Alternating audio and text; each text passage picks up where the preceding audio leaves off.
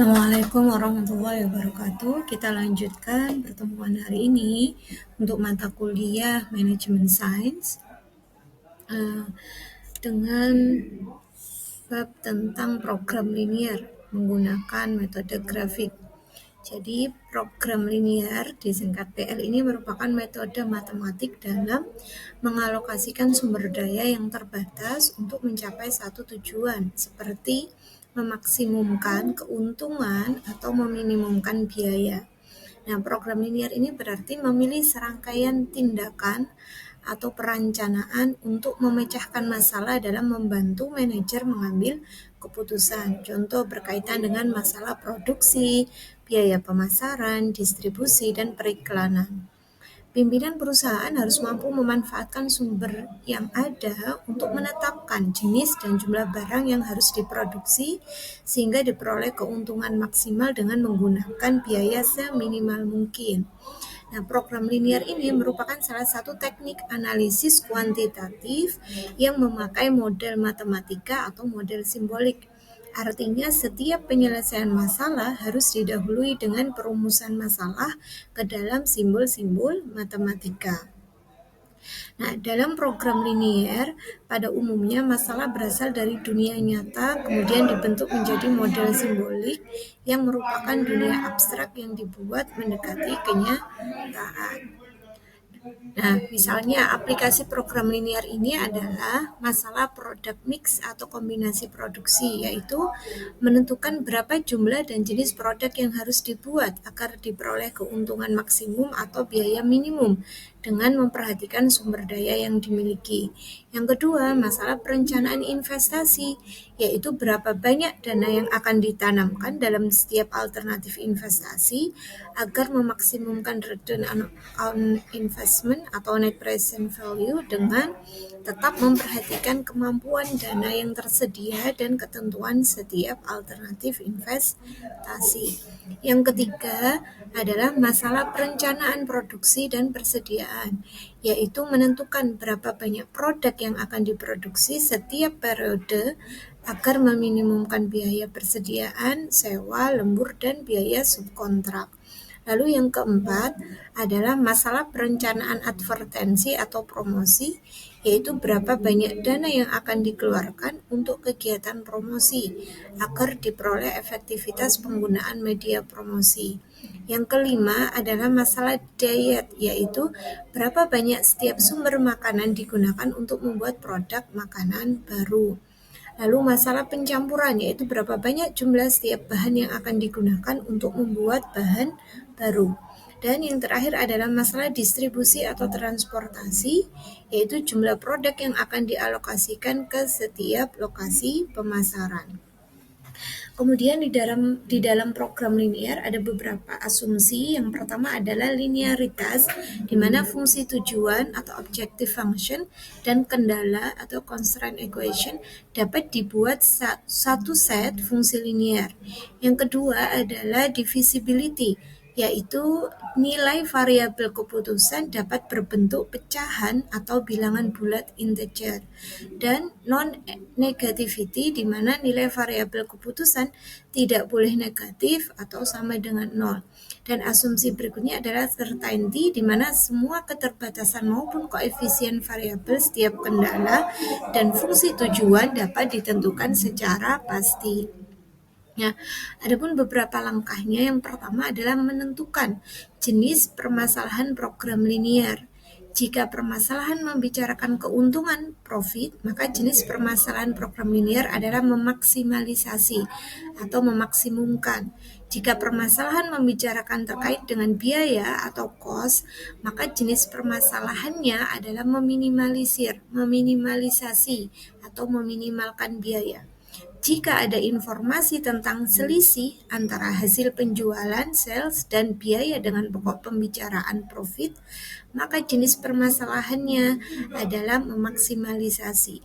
Contoh, selesaikan masalah program linear berikut ini dengan metode grafik.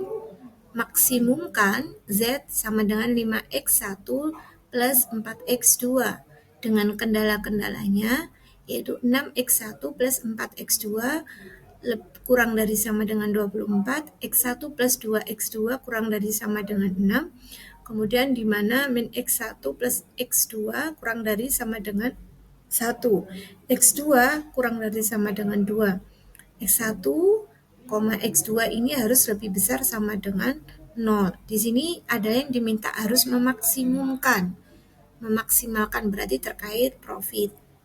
Maka bagaimana langkah pengerjaannya?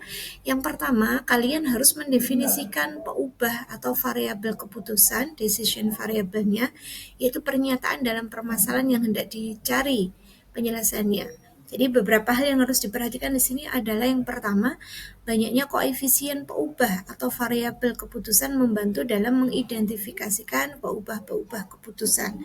Jika X ini dimisalkan sebagai peubah keputusan yang berkaitan dengan kursi yang diproduksi, maka X tidak sama dengan kursi, tetapi X sama dengan banyaknya kursi yang diproduksi. Kemudian berikutnya adalah merumuskan fungsi tujuan atau sasaran atau objective function, di mana jenis permasalahan program linear dan definisi peubah keputusan akan merumuskan fungsi tujuan. Lalu jika peubah keputusan terdefinisi dengan jelas, maka fungsi tujuan juga akan mudah ditetapkan. Langkah berikutnya adalah mendefinisikan model kendala atau syarat atau batasan, yakni constraint, di mana dua pendekatan umum perumusan model kendala adalah pendekatan ruas kanan dan pendekatan ruas kiri. Nah, pendekatan ruas kanan adalah ruas kanan suatu kendala tunggal dan konstan. Maksimalisasi ruas kanan sering menyatakan total sumber daya yang ada dengan prosedur pembentukannya. Jadi identifikasikan nilai total sumber daya dan sesuaikan tanda pertidaksamaan dengan masing-masing total sumber daya. Biasanya kurang dari sama dengan. Lalu kelompokkan peubah keputusan yang terkait di sebelah kiri tanda pertidaksamaan. Kemudian tentukan koefisien setiap peubah keputusan model kendala terbentuk. Minimalisasi ruas kanan sering menyatakan minimal sumber daya yang dibutuhkan. Biasanya tanda pertidaksamaannya adalah lebih besar sama dengan. Kemudian pendekatan ruas kiri yaitu semua nilai koefisien dan peubah-peubah keputusan disusun dalam bentuk matriks. Setelah matriks itu terbentuk, identifikasikan nilai-nilai ruas kanan dan tambahkan tanda pertidaksamaan. Lalu langkah yang kelima adalah menetapkan syarat non-negatif. Jadi setiap peubah keputusan dari kedua jenis permasalahan program linear tidak boleh negatif, harus lebih besar atau sama dengan 0. Nah, model dasar program linear adalah maksimumkan atau minimumkan, ya, dengan beberapa kendala-kendala constraint-nya tadi. Nah, penyelesaiannya adalah misalnya di sini aplikasi pemrograman linear di dunia nyata cukup banyak, misalnya di bidang industri, kedokteran, transportasi, ekonomi, dan pertanian.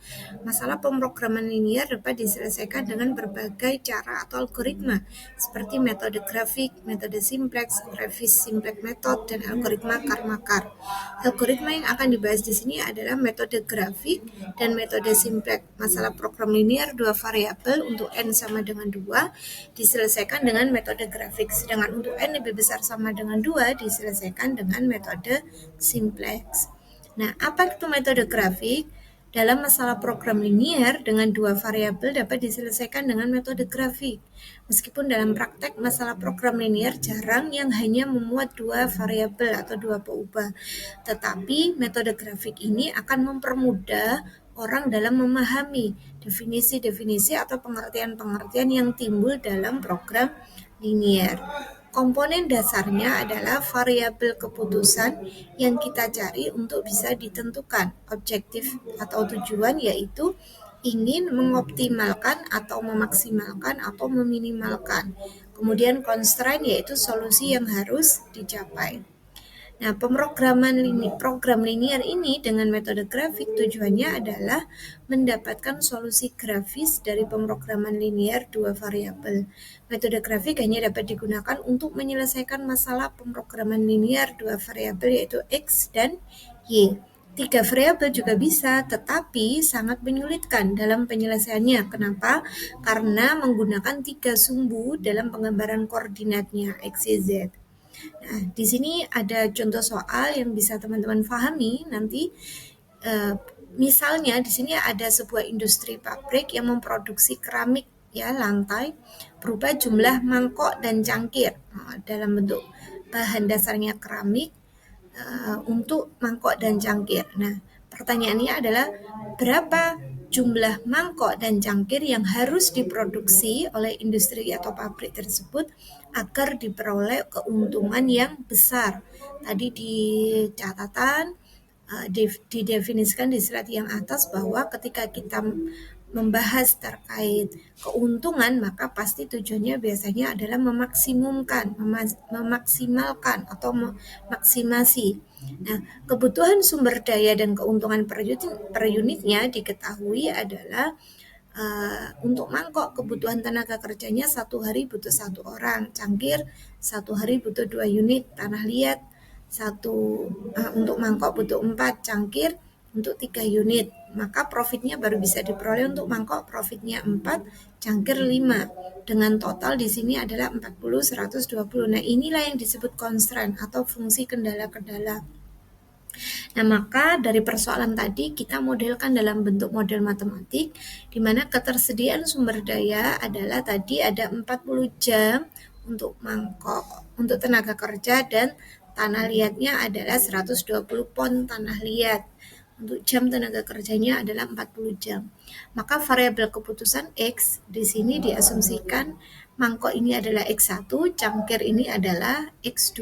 Jadi X1 adalah jumlah mangkok yang diproduksi per hari, X2 adalah jumlah cangkir yang diproduksi per hari. Fungsi tujuannya adalah memaksimalkan Z sama dengan $4x1 ditambah $5x2, di mana Z ini adalah profit per harinya yang diharapkan. Maka constraint-nya, batasan-batasannya adalah 1 kali X1 plus 2X2 kurang dari sama dengan 40 jam tenaga kerja, 4 kali X2 plus 3X2 kurang dari sama dengan 120 pon tanah liat. Karena ini satu sebenarnya nggak perlu ditulis juga nggak apa-apa, cukup variabel X1 gitu ya. Nah, batasan non negatifnya adalah X1 harus lebih besar sama dengan 0, X2 harus lebih besar sama dengan 0. Nah, karena tadi tujuannya adalah memaksimumkan, maka di mana di model algoritma program linear ini kita menggunakan fungsi grafik. Maka memaksimalkan Z sama dengan $4x1 ditambah $5x2. Maka terbatas pada dengan constraint tadi 1x1 plus 2x2 kurang dari sama dengan 40, 4x1 plus 3x2 kurang dari sama dengan 120, dan x1 lebih besar sama dengan 0, x2 lebih besar sama dengan 0. Nah, lalu kita buat sumbu koordinatnya dulu. Di sini x1 untuk yang horizontal mendatar, untuk yang vertikal di sini y adalah untuk x2. Lalu kita tulis tujuannya adalah memaksimumkan $4x1 ditambah $5x2. Kemudian constraint-nya kita tulis, baru kita menyelesaikannya dengan cara substitusi ya. Kalau dulu kita samakan dulu, yang mau dirubah disamakan. Nah, ini jadi kalau digambarkan di sini X1 plus 2X2 sama dengan 40. Ini adalah garis yang biru. Kemudian yang kedua adalah X1 plus 2X2, 4X1 plus 3X2 sama dengan 120 ya. Nah, kemudian sehingga jelas area batasannya. Nah, maka area solusi yang memenuhi batasan adalah di sini. Nah, ini yang kita kerjakan.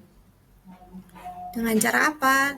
Dengan cara kalau disubstitusi, berarti di sini ada 2 ini kita masukkan variabelnya. Jadi yang mau disamakan yang 2x2 atau yang variabel x1. Ya, jadi di sini 40 ya sama ini 120, karena ini sudah besar maka yang kita samakan adalah 40. Di sini yang mau kita samakan adalah 4x1-nya ya. Jadi supaya sama, maka ini yang atas dikalikan dengan 4 kali. Sehingga jadi 1x1 kali 4 adalah 4x1, 2x2 kali 4 berarti 8x2, kemudian sama dengan 40 kali 4, 160 gitu ya. Atau ininya, karena ini sudah 4 ini maka harus dikalikan sama ya, 4x1 plus 5x2 nanti disamakan dikurang ini, kita harus pakai papan tulis ya Bu menyentuhnya. Nah, ini contoh sih ya. Kita lihat di sini aja di soal. Nah, ini ada contoh. Sebentar nanti saya tambahkan untuk percoret-coretannya.